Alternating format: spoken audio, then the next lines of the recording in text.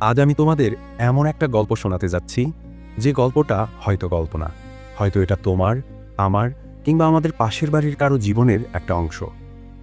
এই গল্পটা শুনতে শুনতে হয়তো তোমার বুকের ভেতর কোথাও একটা চাপা ব্যথা নড়ে উঠবে। হয়তো আজ তুমি কাউকে মনে মনে দেখতে পাবে, হয়তো সেই মানুষটা তুমি। গল্পটা শুরু হচ্ছে একেবারে সাধারণ একটা জায়গা থেকে, একটা গ্রাম।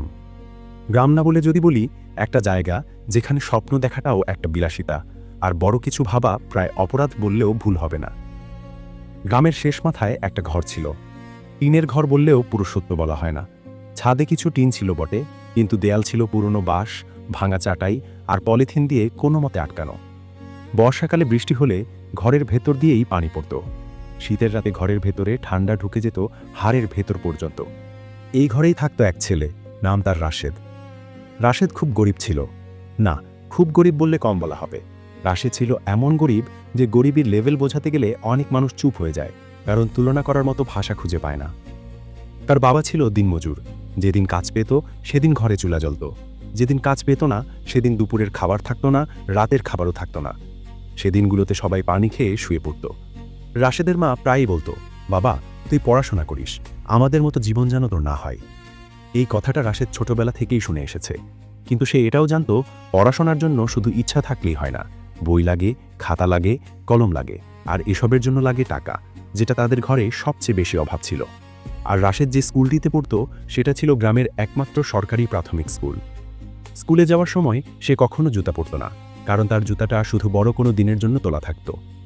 স্কুলে গিয়ে সে খাতার পাতায় লিখত খুব ছোট ছোট করে, কারণ খাতা শেষ হয়ে গেলে নতুন খাতা কেনার টাকা ছিল না। একটা পাতাকেও সে জীবন দিয়ে বাঁচিয়ে ব্যবহার করত। একদিন স্কুলে মাস্টার বললেন, কাল সবাই 20 টাকা করে নিয়ে আসবে পরীক্ষার ফি। এই কথাটা শুনে ক্লাসের অনেকেই মাথা নাড়ল। কারো মুখে চিন্তার ছাপ ছিল না, কিন্তু রাশেদের বুকের ভেতরটা কেমন করে যেন উঠল। সেদিন বাড়ি ফিরে সে কাউকে কিছু বলেনি, চুপ করে বসেছিল। রাতে মা বুঝকে পেরে জিজ্ঞেস করল, কিরে বাবা, আজ এত চুপচাপ কেন? রাশেদ ধীরে বলল, কাল স্কুলে টাকা লাগবে। মা চুপ করে গেল। বাবা তখন বাইরে থেকে সব শুনছিল। কিছুক্ষণ পর বাবা ভেতরে এসে বলল, যা, কাল যাস না স্কুলে। এই কথাটা রাশেদের বুকের ভেতর এমনভাবে বসে গেল যেন কেউ ভেতর থেকে কিছু একটা ভেঙে দিল। পরদিন সে স্কুলে যায়নি। জানালার ফাঁক দিয়ে দেখেছিল তার বন্ধুরা বই হাতে হেসে হেসে স্কুলে যাচ্ছে, আর সে দাঁড়িয়ে আছে নিজের ঘরের ভেতরে। তার মনে তখন কষ্ট, হতাশা আর দুশ্চিন্তার জ্বর বইতে লাগল। নীরবে কান্না করছিল। আসলে তখন তার কিছুই করারও ছিল না, কারণ পরিস্থিতি তাকে এমন অবস্থায় দাঁড় করিয়েছে। সেই দিন থেকেই রাশেদের মনে একটা প্রশ্ন জন্ম নিল, আমি কি শুধু গরিব বলেই পিছিয়ে থাকব? সময় চলতে থাকল। রাশেদ বড় হতে লাগল। পঞ্চম শ্রেণী, অষ্টম শ্রেণী, প্রতিটা ক্লাসে সে ভালো রেজাল্ট করত, কিন্তু প্রতিটা ক্লাসেই তার সামনে এসে দাঁড়াতো একই সমস্যা, টাকা। এক সময় এমন একটা দিন এলো যেদিন তার বাবা গুরুতর অসুস্থ হয়ে পড়ল। দিনমজুরির কাজ বন্ধ হয়ে গেল, ঘরে আয় বলতে কিছুই থাকল না।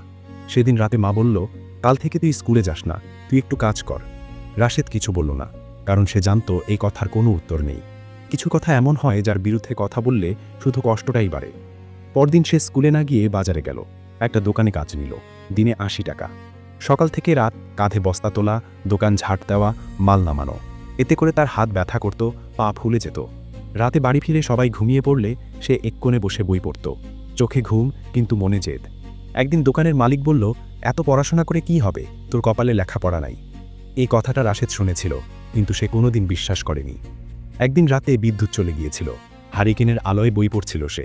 মা বলল, ঘুমা বাবা, চোখ নষ্ট হবে। রাশেদ বলেছিল, মা, চোখ নষ্ট হলে ডাক্তার দেখানো যায়, কিন্তু জীবন নষ্ট হলে আর ঠিক হয় না। সময় গড়ালো। রাশেদ এসএসসি পরীক্ষা দিল। দিনে কাজ, রাতে পড়া।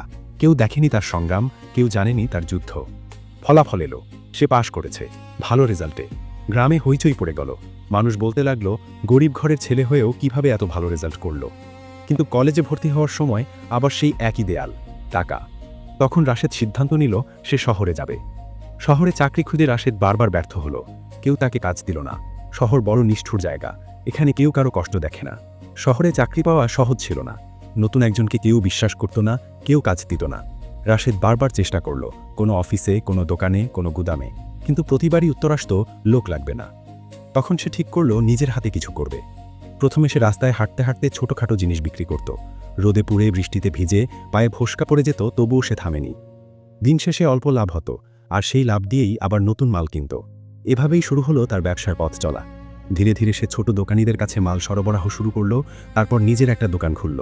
দোকান থেকে হলো গুদাম, গুদাম থেকে হলো কোম্পানি। রাশেদ কখনো থামেনি। সে প্রতিদিন নতুন কিছু শিখত, কিভাবে ব্যবসা বাড়াতে হয়, কিভাবে মানুষের বিশ্বাস অর্জন করতে হয়। সে জানত ব্যবসা শুধু পণ্য বিক্রি নয়, মানুষের আস্থা বিক্রি। কিছুদিন পর সে শহরে বড় বড় দোকানে মাল সরবরাহ করতে শুরু করলো। তারপর নিজের ব্র্যান্ড তৈরি করলো। মানুষ তার নাম শুনে চিনতে শুরু করলো। এক সময় তার ব্যবসা এত বড় হলো যে সে নিজেই কারখানা খুলল। সেখানে শত শত মানুষ কাজ করতে লাগলো। যে ছেলেটা এক সময় দিনে ৮০ টাকা মজুরি পেত, আজ সে শত শত মানুষের জীবিকা তৈরি করেছে। বছর কয়েকের মধ্যে তার ব্যবসা কোটি কোটি টাকার হয়ে গেল। ব্যাংকে টাকা, শহরে অফিস, দেশে ব্র্যান্ড, সবই তার সংগ্রামের ফল। কিন্তু রাশেদ কখনো ভুলে যায়নি তার অতীত। সে সবসময় বলে, আমি খুব গরিব ছিলাম, কিন্তু আমি কোনোদিন গরিব মন নিয়ে বাঁচিনি। চেষ্টা করলে পথ পাওয়া যায়, চেষ্টা না করলে জীবন থেমে যায়। আজ সে মঞ্চে দাঁড়িয়ে আছে হাজার মানুষের সামনে। তার হাতে মাইক্রোফোন, চোখে অশ্রু, মুখে হাসি। সে বলছে, বন্ধুরা, গরিব হওয়া লজ্জার না, কিন্তু চেষ্টা না করা অপরাধ। মানুষের ভবিষ্যৎ তার পকেটে না, তার মানসিকতায় লুকিয়ে থাকে। যদি এই গল্পটা তোমার বুকের ভেতর কোথাও নাড়া দিয়ে থাকে, একটা লাইক দিও। চ্যানেলে নতুন হলে সাবস্ক্রাইব করে পাশে থেকো। সবাই ভালো থেকো, সুস্থ থেকো। ধন্যবাদ।